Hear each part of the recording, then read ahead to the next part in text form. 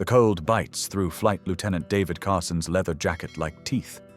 It's 0347 hours, March 23rd, 1944, and he's been circling above Dover for 18 minutes, fuel gauge dropping toward empty, watching fog so thick he can't see his own wingtips. His Lancaster bomber shudders in turbulence, 7 hours into a mission from Stuttgart, carrying 6 exhausted crewmen who smell of sweat and cordite and fear. The radio operator's voice crackles in his headset, flat with exhaustion. "Skipper, G navigation is completely jammed. Ground control isn't responding. I've got nothing." Carson tastes copper. That's the flavor of genuine terror. He has fuel for maybe 20 more minutes. Somewhere below him, white cliffs should be visible. They're not. Somewhere in this fog are 467 other bombers, all lost, all searching for home, all about to start crashing. The instrument panel glows green in the darkness. Altimeter reads 800 feet. Compass spins uselessly as Carson turns, searching for any visual reference. His hands are cramping on the control yoke, fingers stiff from cold despite heated gloves. The bomber's 4 Merlin engines create a bass rumble that vibrates through the airframe, through the seat, through his bones. He can hear other engines in the distance, sometimes closer than comfortable. 2 Lancasters nearly collided 3 minutes ago, missing each other by what sounded like 50 feet. Neither pilot saw the other. Just the sudden howl of engines passing too close, then silence. The statistics that night are already written in blood and aviation fuel, spreading across the English Channel. Between 0300 and 0400 hours, 16 British bombers have augured into hillsides or collided mid-air trying to land in zero visibility. 96 trained air crewmen dead. Their fuel ran out, or their luck did, or they simply flew into terrain they couldn't see coming. Carson knows the mathematics. RAF Bomber Command has lost 47 aircraft in March to navigation failures alone. Not to flak, not to fighters, to getting lost and running out of options. The Germans have figured out they can't stop the bomber offensive in the air, so they're jamming every navigation frequency Britain has. The Luftwaffe is killing British aircrews by making it impossible to find home. Carson checks his fuel gauge again. 18 minutes, maybe less if he has to circle. His navigator crawls forward from his station, face pale and sweating despite the cold. "Skipper, I've got nothing. Maps are useless in this fog. Dead reckoning puts us somewhere over Dover, but we could be 5 miles inland or 5 miles out to sea. I honestly don't know." The admission hangs in the cold air. Navigators don't say, "I don't know." Saying it means men are about to die. What Carson doesn't know is that 200 feet below him, standing in the freezing gallery of South Foreland Lighthouse, a 67-year-old man named Albert Grimshaw is adjusting 8 mirrors with hands so cold he can barely feel his fingers. The wind howls through the open gallery at 25 knots, carrying salt spray that stings exposed skin. Grimshaw's breath creates fog clouds that briefly obscure his vision before the wind tears them away. He can hear the bombers circling overhead, their engines creating a rumbling thunder that never stops. He's counted at least 30 aircraft by sound alone, all of them lost, all of them dying slowly as their fuel runs out. He lights the 6th kerosene lamp, adjusts its position by 2 inches, and checks the angle one more time with his battered brass protractor. The main lighthouse beam rotates above him, its Fresnel lens throwing concentrated light that should be visible for 27 nautical miles. Except in fog, this thick, continuous light is useless. It just creates a luminous cloud. No direction, no information, just a glow that tells pilots they're somewhere near Dover without telling them where to go. But Grimshaw isn't using continuous light anymore. 3 nights ago, watching 7 bombers circle his lighthouse before 3 of them crashed into the cliffs, he figured out something the Admiralty's navigation experts apparently missed. You can't use steady beam in fog, but you can use directional pulses. The difference is everything. The mirrors he's arranged around the gallery are 12 inches square, salvaged from an old signal station. each one positioned at exactly 45 degrees to the main light. The 6 kerosene lamps provide multiple light sources he controls independently. When the main beam rotates past each mirror, it catches and reflects in a specific direction. The lamps flash in sequence, creating patterns. Morse code, but simple. 1 flash means north toward Manston Airfield. 2 flashes mean northeast toward Hawking. 3 flashes mean east toward Lympne.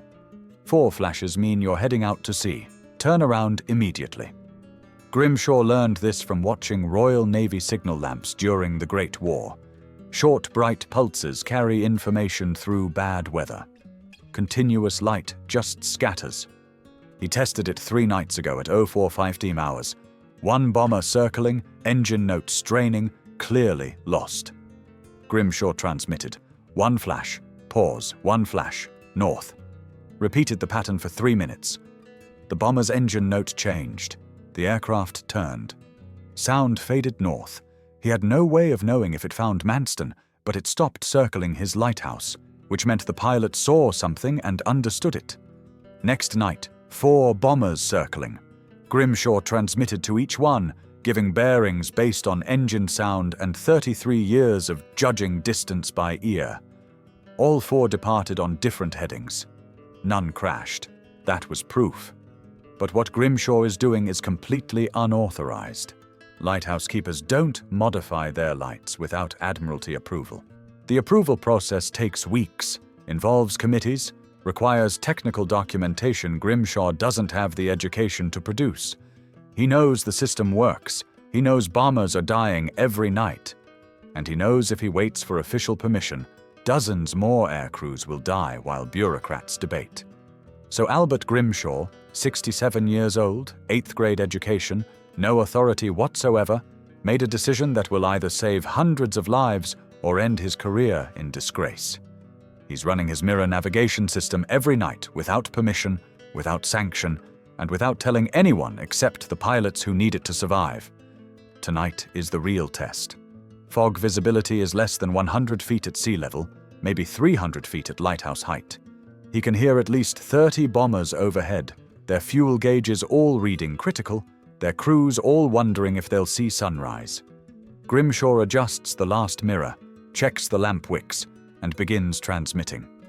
The main beam rotates. Mirrors catch it, throw directional pulses into fog.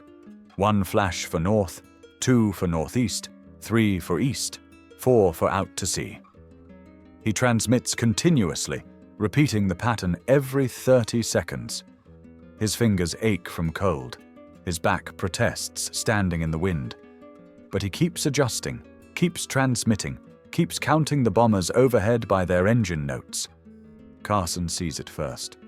Flash of light below, cutting through fog like a knife blade. Then another. He counts. 1. Pause. 1. North.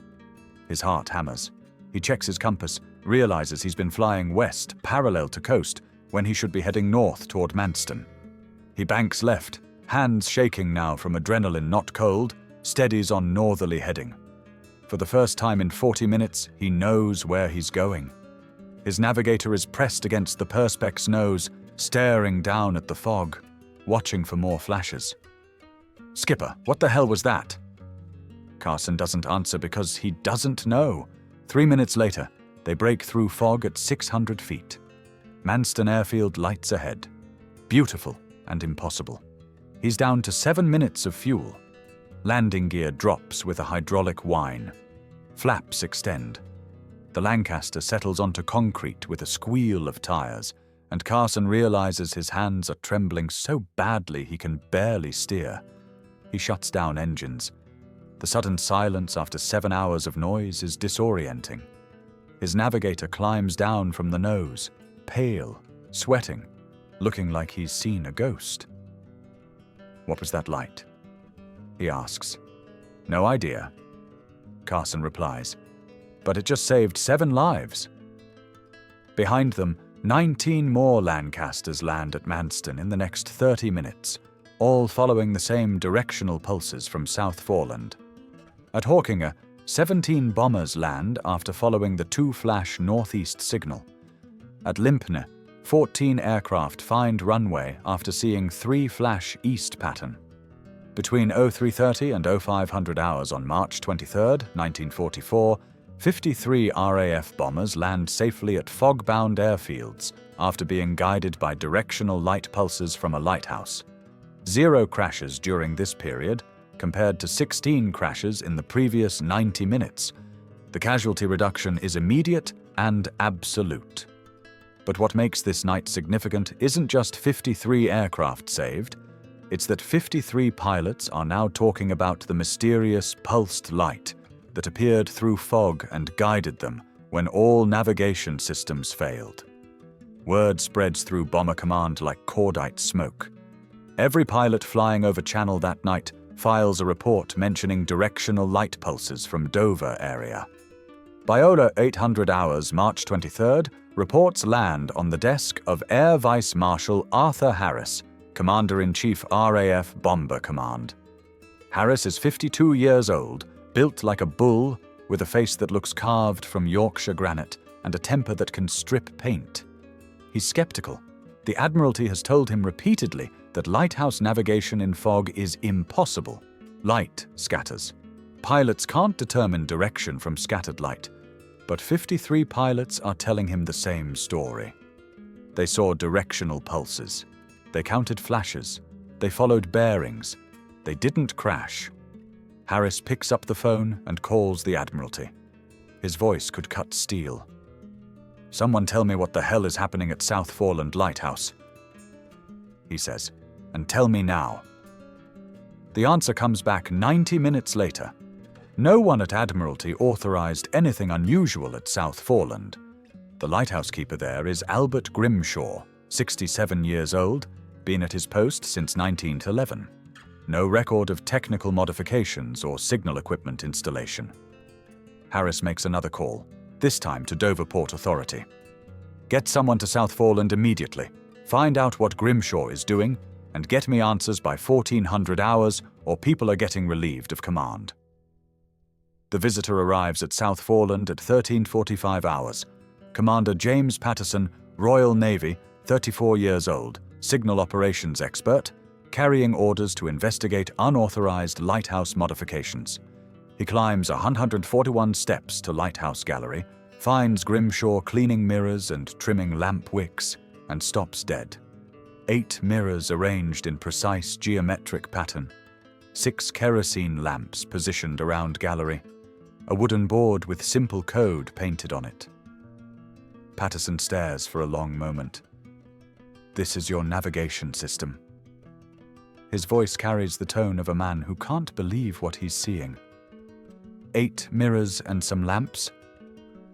Grimshaw nods, keeps cleaning his mirrors. His hands move with practiced efficiency, despite arthritic joints. Directional pulses penetrate fog better than continuous beam. He explains. Mirrors concentrate the light. Pulses allow air to clear between flashes. Pilots see the flashes at 2 to 3 miles in heavy fog. Count them. Know which bearing to fly. Patterson is silent. He's looking at possibly the most elegant navigation aid he's ever seen.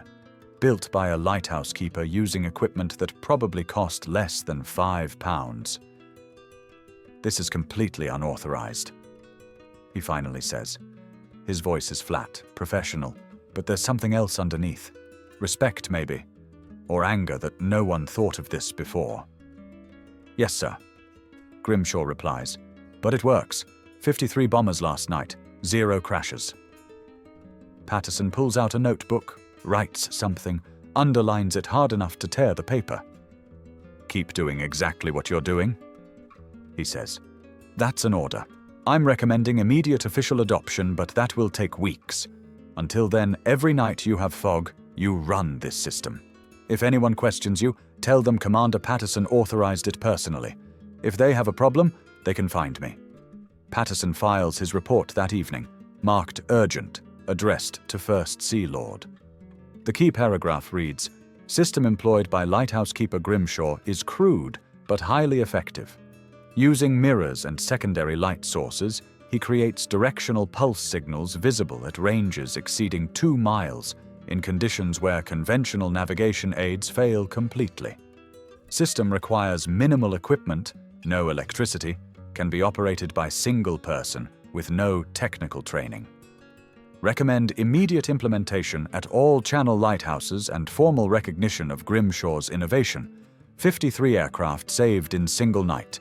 Mathematics are irrefutable. The report lands on multiple desks over next 48 hours. Admiralty is intrigued but cautious. Air Ministry is enthusiastic but skeptical. Ministry of Aircraft Production wants to know if system can be manufactured and distributed quickly. Everyone wants to know the same thing.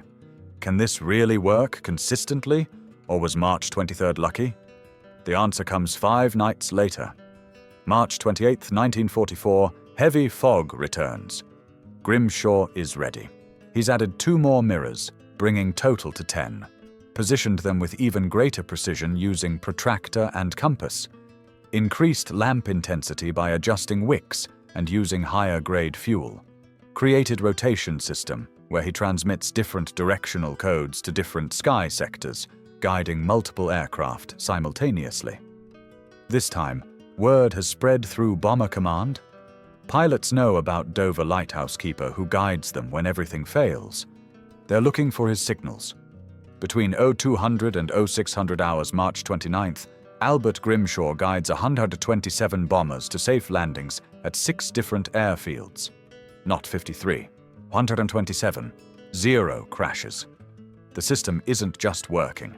It's working spectacularly. The mathematics become impossible to ignore. Before Grimshaw's system, average bomber losses to navigation failures in fog ran at 8% per sortie. With his system active, that drops to 0.3%. Reduction, 96%. In 6 nights between March 23rd and 29th, Grimshaw personally guides 214 bombers home through fog that would normally kill dozens. 0 aircraft crash following his signals. But success creates a problem that arrives April 3rd in the form of a classified memorandum from German intelligence, intercepted and decoded by Bletchley Park. The memorandum, distributed to Luftwaffe night fighter units along French coast, makes Grimshaw's blood run cold when Patterson shows it to him.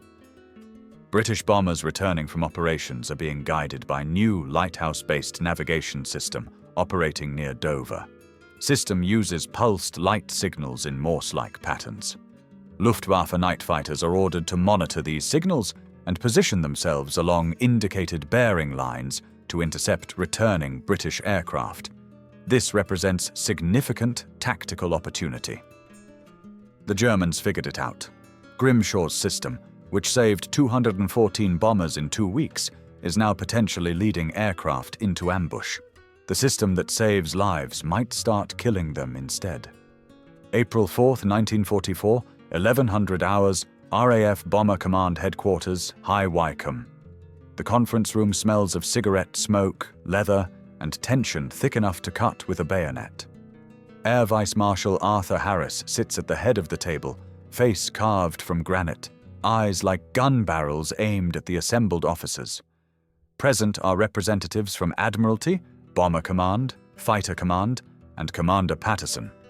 Also present, looking profoundly uncomfortable in civilian clothes that smell of kerosene and salt, is Albert Grimshaw. He's never been to London before, has never attended a military planning meeting, and is acutely aware that the combined rank in this room could probably sink a battleship. Harris doesn't waste time on pleasantries. His voice could strip paint.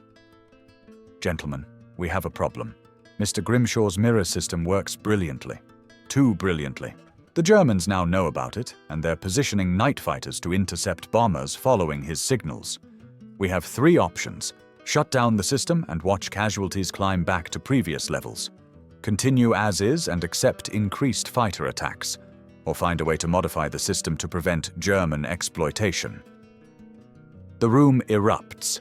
A Royal Navy captain whose name tag reads Thornton stands up, face flushed red.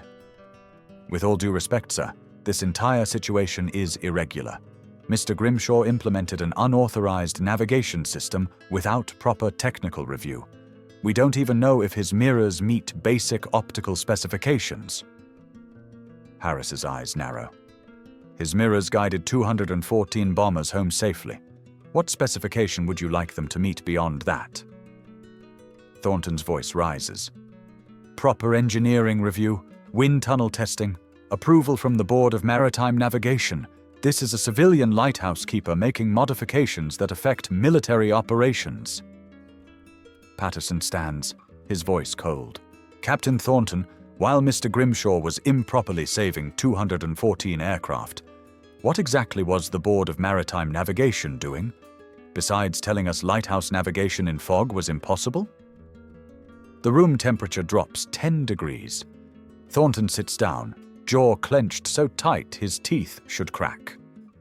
Harris turns to Grimshaw, voice controlled but carrying the weight of command. Mr. Grimshaw, your system works brilliantly. That's not in question. The Germans are monitoring the signals from the French coast. They know when we're transmitting and they're positioning fighters accordingly. Can you modify the system to prevent German exploitation? Grimshaw is silent for a moment, hands clasped in front of him, knuckles white. The room waits. Finally, he speaks quietly. The Germans are observing from the French coast, correct? Roughly 21 miles away at sea level? Harris nods. Then we make the signals work differently depending on where you're observing from. I can angle the mirrors so light reflects primarily upward and northward toward returning bombers. German observers on the French coast would see scattered light, not directional pulses. They'd know we're transmitting, but they couldn't determine actual bearing instructions. An RAF group captain leans forward, skepticism written across his face. Is that physically possible? Light reflects in all directions. Grimshaw's voice is patient, like explaining to a child why water runs downhill. Light reflects at the angle of incidence, sir. If I position mirrors to reflect the main beam upward at 65 degrees, aircraft overhead at 2,000 to 4,000 feet see concentrated pulses. Observers on French coast, at sea level 21 miles away, see diffuse glow with no directional information. The physics is straightforward. The challenge is getting mirror angles exactly right. The group captain looks like he's bitten into something sour. You're telling me you can calculate complex optical angles with no formal training? Patterson cuts in before Grimshaw can answer. He's been maintaining lighthouse optics for 33 years. I suspect he understands light reflection better than most university-trained engineers. The group captain bristles. That's absurd. Optical engineering requires... Harris slams his hand on the table. The bang echoes like a gunshot. Enough. Mr. Grimshaw, how long do you need to modify the mirror arrangement? Grimshaw considers. 48 hours, sir. Maybe less if the weather cooperates. Harris looks at the meteorology officer, a thin man with nervous hands. How many nights of fog do we typically get in April? The answer makes everyone in the room go quiet. Based on historical data, approximately 12 to 15 nights with visibility under 1,000 feet at coastal airfields, sir.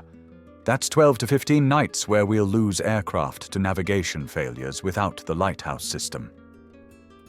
Harris makes his decision.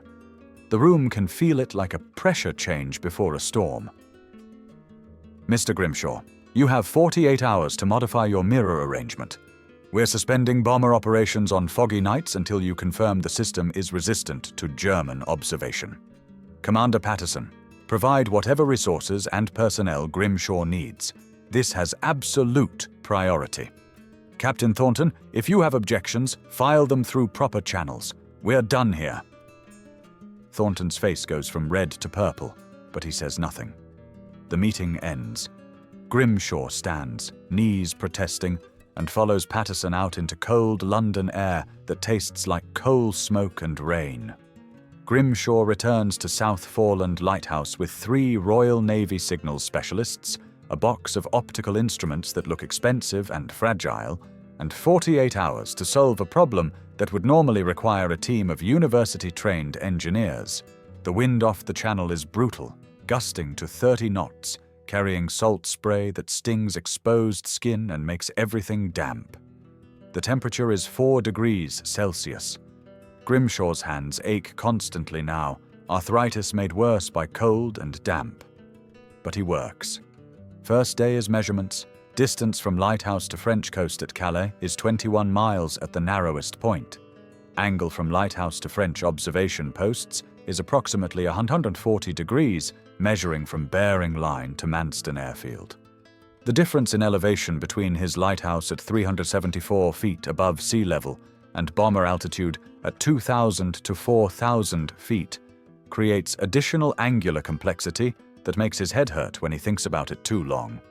But Grimshaw isn't an engineer. He's a lighthouse keeper who understands angles from 33 years of maintaining optics. He knows light reflects at angle of incidence. If he angles mirrors upward at 65 degrees, light reflects primarily toward aircraft overhead. Observers at sea level 21 miles away see scattered reflection, not concentrated pulses.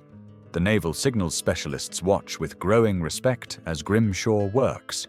He uses a battered brass protractor that probably dates to 1890, a plumb line made from fishing weight and twine, and sheer bloody-minded determination. Each mirror is repositioned with precision that would impress a watchmaker. He tests each position by having one specialist stand at ground level 400 yards away, simulating French coastal observer position, while another climbs to 300 feet elevation on the cliffs, simulating bomber altitude.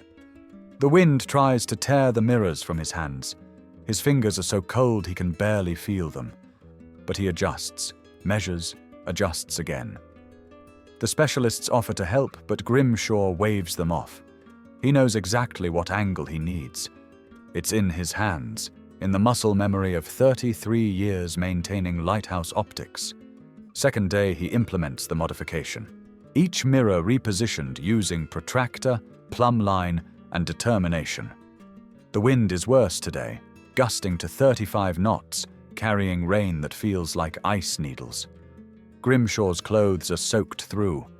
His hands shake from cold and exhaustion. But he keeps working. One specialist stands at ground level with signal flags. Another is on the cliffs at elevation. Grimshaw adjusts the final mirror, steps back, signals the lighthouse keeper on duty to activate the main beam. The beam rotates. Mirrors catch it, reflect upward at precise 65-degree angles. The ground observer waves the red flag. Seeing vague light scatter, no discernible pattern. The elevated observer waves the green flag.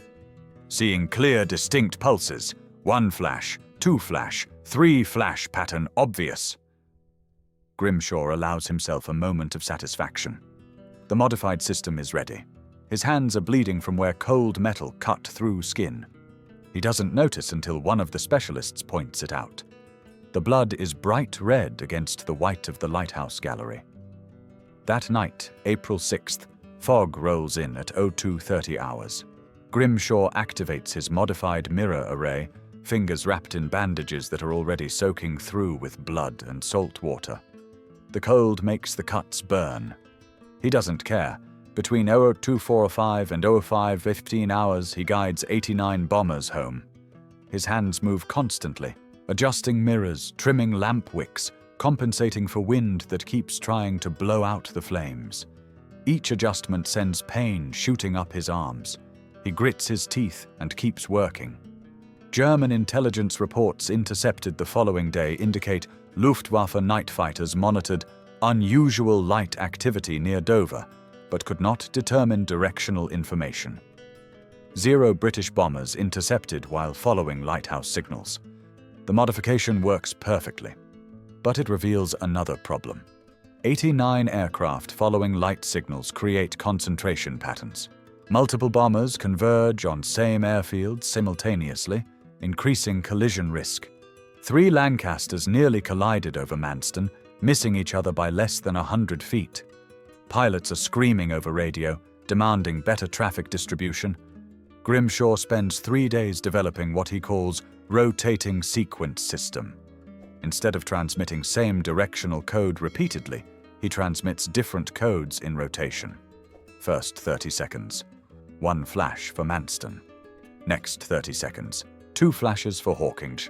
Next 30 seconds, 3 flashes for Lympne. Repeat. Pilots see whichever code is transmitting when they first observe Lighthouse. Distribution is effectively random, but maintains clear directional guidance. First test happens April 11th. Between 0300 and 0530 hours, Grimshaw guides 143 bombers home, distributing them across 6 airfields with roughly equal numbers at each location. His hands are shaking so badly by 0500 that he can barely hold the lamp adjustments. One of the naval specialists tries to take over.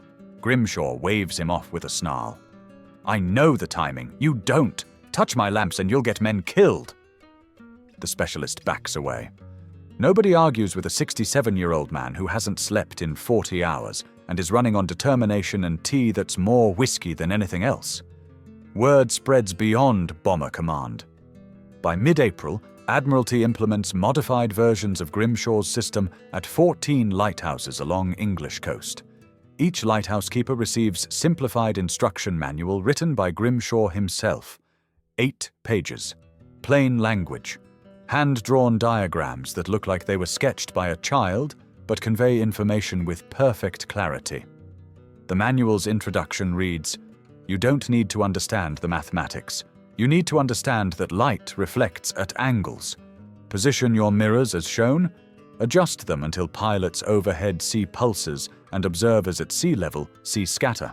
Trust your eyes and your experience. You've been watching light behave in maritime conditions for decades. You know what works. Now use it." The manual is possibly the least technical manual ever produced by Royal Navy, and it's completely effective. Lighthouse keepers from Land's End to Scotland learn to operate Grimshaw-style systems within days. Most are older men like Grimshaw, with decades of maritime experience and no formal technical education. They understand principles intuitively because they've spent their lives watching how light behaves. But on April 15th, something changes.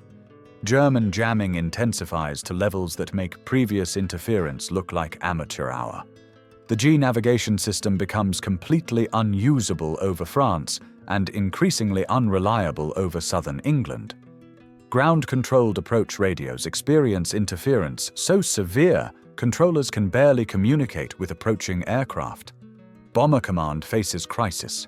If fog coincides with German jamming on nights surrounding D-Day, casualties could be catastrophic. Hundreds of bombers might crash simply trying to find home after supporting invasion.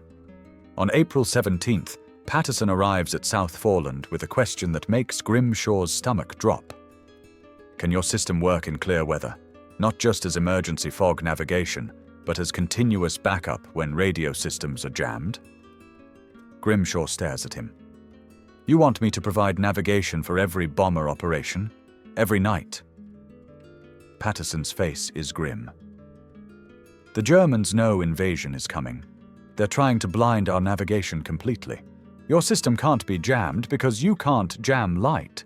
If we coordinate between multiple lighthouses, we could create navigation grid covering most of southern England." The Lighthouse navigation grid is implemented with speed that borders on insanity. Between May 20th and June 4th, 23 coastal lighthouses install Grimshaw-style mirror systems. Each lighthouse assigned specific directional codes and transmission timing, codes distributed to all bomber crews in classified supplement to standard navigation briefings. Pilots told that if radio navigation fails, watch for lighthouse signals and follow directional codes. Grimshaw works 18-hour days coordinating installation, training lighthouse keepers, troubleshooting problems. His hands are permanently wrapped in bandages now. The arthritis is so bad some mornings he can't make a fist. He soaks them in hot water mixed with salt, grits his teeth, and keeps working. The system goes fully operational June 5th. D-Day -1. That night, 1 through 57 RAF bombers attack coastal defenses in Normandy. German jamming is intense, deliberate, overwhelming. Many aircraft lose radio navigation completely, but 23 lighthouses transmit directional pulses, creating navigation grid visible from 30,000 feet. Pilots follow signals home through jamming that would have killed them a month ago. Between 0200 and 0600 hours June 6th, as Allied forces storm Normandy beaches in darkness and blood and chaos, 1 through 57 bombers return to England through heavy German jamming.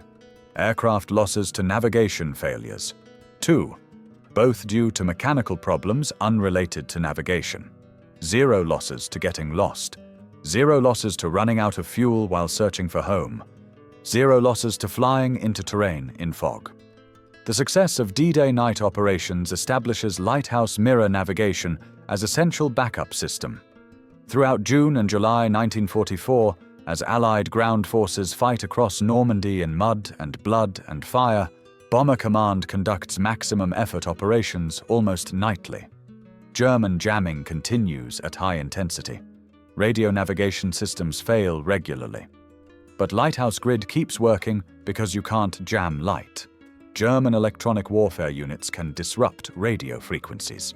They can't disrupt mirrors and kerosene lamps operated by lighthouse keepers who learned their trade before radio was invented.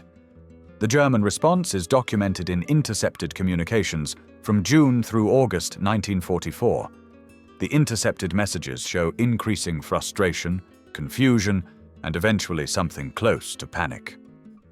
June 12th intercept from Luftwaffe signals intelligence. British aircraft continue to navigate effectively despite complete radio jamming. Unknown navigation method suspected. Recommend increased observation of British coastal installations. June 24th intercept. British bombers are using light-based navigation system operating from multiple coastal lighthouses. System uses pulsed signals in coded patterns. Attempts to decode patterns have failed. Signals appear random from our observation positions, but clearly provide directional information to aircraft. Request guidance on countermeasures. July 8th intercept. No effective countermeasure exists against light-based navigation. Cannot jam optical signals. Targeting lighthouses with bombers is impractical due to coastal defenses. Attempting to decode signal patterns from ground observation posts has yielded no useful intelligence. British appear to have defeated our electronic warfare capabilities using technology that predates radio. The final intercept, dated August 17, 1944, carries tone of bitter resignation. British lighthouse navigation system remains effective. Our night fighter forces cannot exploit predictable approach patterns because signal patterns are not predictable from our observation positions. Electronic warfare units have no capability to interfere with optical navigation. Assessment. British have successfully implemented backup navigation system immune to our countermeasures. Recommend focus electronic warfare resources on tactical radio communications rather than navigation jamming, as navigation jamming no longer produces desired effect. The Germans never figured out Grimshaw's angular reflection trick. They saw light signals but couldn't determine directional information because mirrors were angled for overhead observation, not horizontal observation from French coast. They knew the system worked. They knew it was defeating their jamming. They had no way to stop it. Between June 6th and August 31st, 1944, Lighthouse mirror navigation systems provide primary or backup navigation assistance to 8,143 RAF bomber sorties. 0 bombers crash due to navigation failure, while lighthouse signals are available. The casualty reduction compared to early 1944 rates is 94%. Albert Grimshaw continues operating his South Foreland lighthouse throughout this period, transmitting mirror signals every night regardless of weather. His hands are ruined now, joints swollen, fingers bent, constant pain that morphine barely touches. But he doesn't stop. Between April and August 1944, he receives 347 letters from bomber crews thanking him for getting them home alive. He keeps them in a wooden box in the lighthouse keeper's cottage, reads them on nights when the pain is bad, and he wonders if it's worth continuing. One letter, dated July 23rd from Flight Lieutenant Carson, the pilot Grimshaw guided home March 23rd. Dear Mr. Grimshaw, I completed my 30th and final operation last night. I'm going home to my wife and daughter. I wouldn't be writing this and they wouldn't have a husband and father if you hadn't been there March 23rd when my navigation went dead and I was about to ditch in the channel. I don't know if you'll ever be officially recognized for what you've done, but every bomber pilot flying over the channel knows your name. You've saved more lives than any single person I can think of. My daughter is 2 years old. She exists because of you. Thank you. Grimshaw keeps the letters, but rarely speaks about his service. The system remains classified until 1947. Even among lighthouse keepers, knowledge of the Mirror navigation program is restricted. The war ends May 1945.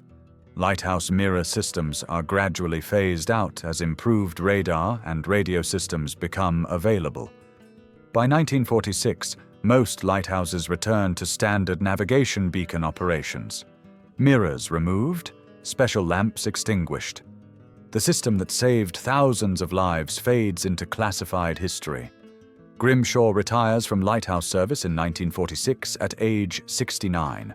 His hands are so damaged by arthritis he can barely hold a teacup.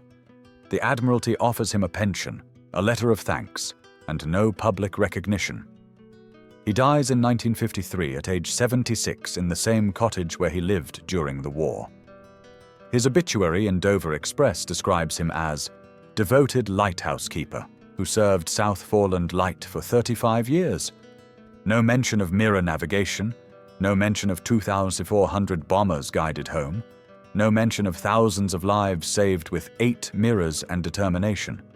But in archives of RAF Bomber Command, now held at Air Historical Branch in London, there's a file containing complete record of lighthouse mirror navigation operations from March 1944 to September 1945.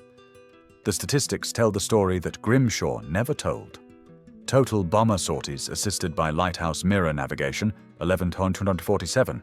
Total aircraft successfully guided to safe landing, 11,214. Success rate, 99.7%. Estimated casualties prevented compared to pre-system baseline, 240 aircrewmen. Cost of entire system, approximately $840 for mirrors, lamps, and installation across 23 lighthouses.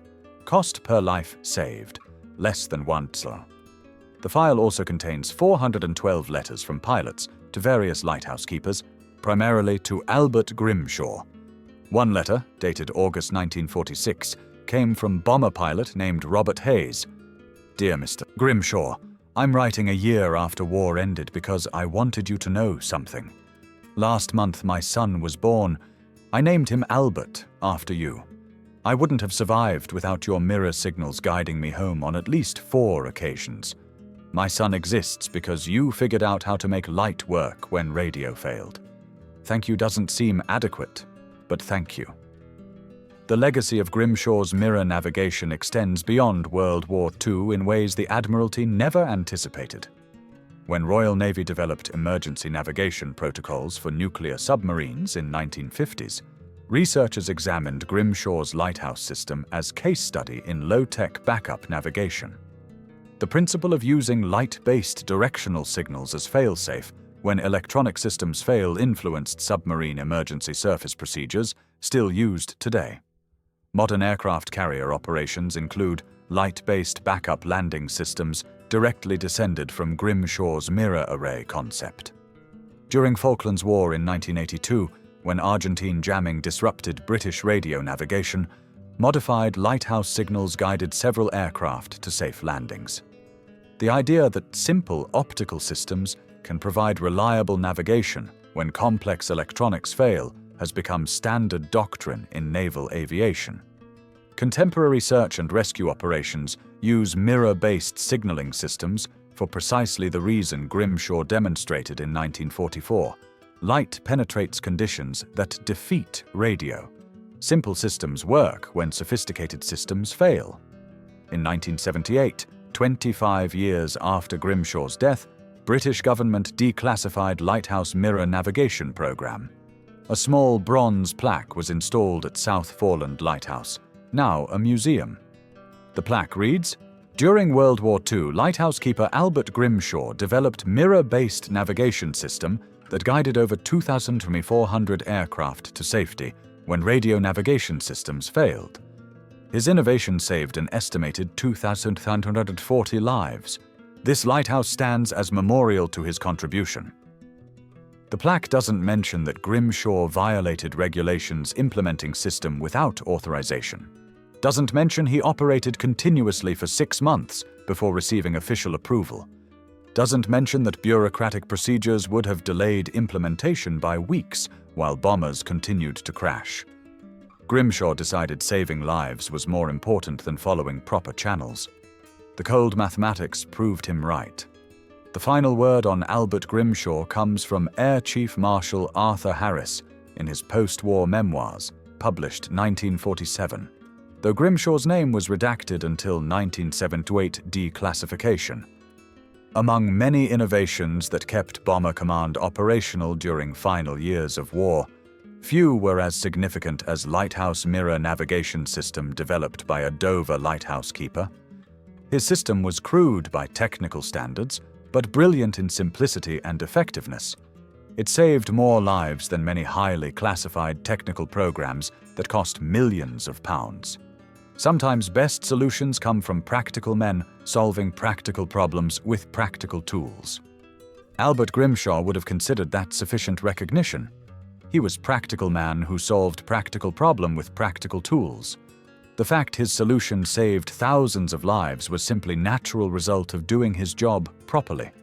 He never sought recognition beyond knowing bombers made it home safely. The 412 letters in his wooden box were reward enough. Each letter represented a life saved, a family kept intact, a future that continued instead of ending. That was what mattered to Grimshaw.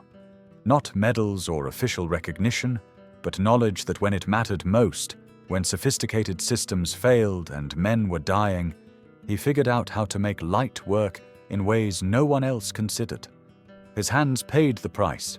33 years of lighthouse work, followed by 2 years of constant mirror adjustment in cold and wind, left them ruined. By 1946, he couldn't button his own shirt. But 2,400 bombers found their way home through fog and jamming and darkness. That was his legacy. Simple, practical, absolutely essential. And purchased with blood and pain and determination that never quit. If you found this story as incredible as we did, please subscribe and hit the notification bell. Drop a like if Albert Grimshaw deserves recognition and comment below with your thoughts. Did you know about BBW to Lighthouse navigation? Share any family stories about wartime aviation. Your engagement helps us uncover more of these untold stories. Thank you for watching.